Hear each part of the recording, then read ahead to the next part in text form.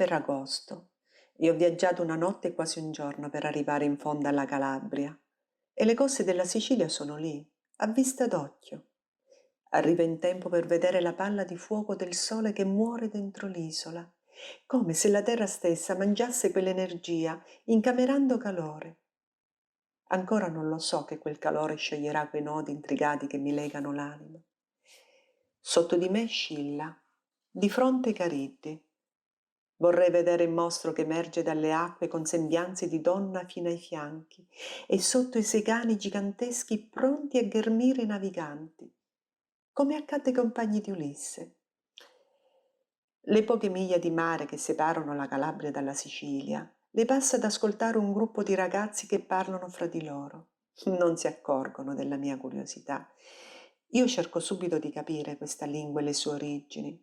Suoni strani, le parole si formano ed escono piano, senza fretta.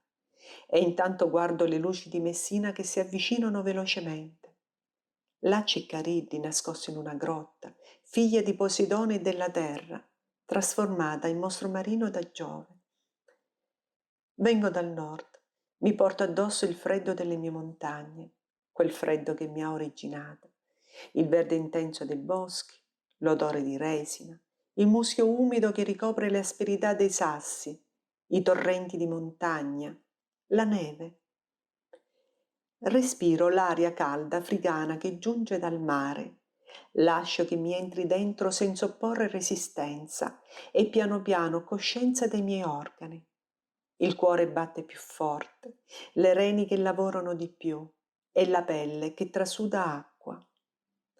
Questo sudore sono tutte le mie lagrime trattenute che ora escono naturalmente, come se tutto il mio corpo fosse diventato un gigantesco occhio che piange. Attraverso paesi spalancati. Le porte aperte proiettano intimità di famiglie, televisori accesi, tavole ingombre di piatti con avanzi di pranzo o cene, persone sedute sulle soglie a raccontarsi la vita, qualche parola gridata, forse un saluto a qualcuno che passa. Incontro un uomo sulla piazza di Camarina che potrebbe essere sbarcato da una nave greca, forse Achille o Ulisse. Il suo corpo agile è dorato dal sole, ma il suo vero nome è Carlo, indio nella solitudine del suo viso scolpito, nella fessura degli occhi che guardano lontano, nel silenzio, quasi imbarazzante. Imparerò in pochi giorni ad ascoltare quel silenzio carico di storia e non solo la sua, perché è come se ci fossero tante persone in una sola, tante storie, tante razze, tanto di tutto. L'orgoglio e l'appartenenza alle radici che sono così vaste, l'Oriente che si stempera nell'Occidente, radici che affondano e trovano nutrimento dal mare, immenso, ventre di memoria. Storie che si ammantano di mito o che corrono dentro i racconti della gente, tramandati dalle donne, storie di vita o di morte, storie di dolore, come quella della bella Nunzia. Sento il profumo delle zacare, vedo l'erba secca, le pietre gialle, guardo le pale dei fichi d'India, gli ulivi, le tamerici lungo il mare, i banani e le palme nane.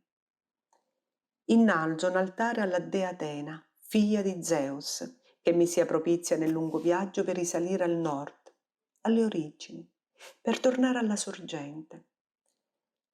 La terra devastata, ingabbiata tra ferri e plastiche, uno scempio, che però ha permesso a tanti di poter tornare, come Ulisse e la sua Itaca, là dove un tempo lontano si ergeva un altare agli dèi, dove carrubi, ulivi e mandorli davano ombra alla terra assetata. Le figure geometriche delle serre mi sembrano astronavi di mondi lontani che alterano il paesaggio con bagliori innaturali, sia di giorno, sia di notte, con la luna piena. Sono ferite che danno un senso di struggimento, mescolata alla nostalgia di una bellezza senza sfregi, perché qualche angolo scampato alla necessità dell'uomo rimane testimone muto della sua selvaggia bellezza. Ed ecco le pietre di Ibla sagomare un presepe dai colori caldi della terra sui fianchi pietrosi della montagna, quando il sole muore nel mare e spalma i suoi ultimi raggi sulle case. Le pietre squadrate dei muri tornano a essere sassi e i punti luminosi disseminati seguono un'apparente confusa architettura. L'immagine si sposta continuamente fra sotto e sopra e in questo saliscendi barocco la memoria e la fantasia si incontrano e si innamorano pazzamente. Un sole implacabile riscalda l'aria, l'acqua, riscalda e arroventa sabbia, sassi, automobili e abitazioni. Il mio sguardo è dilatato sulle persone e sulle cose.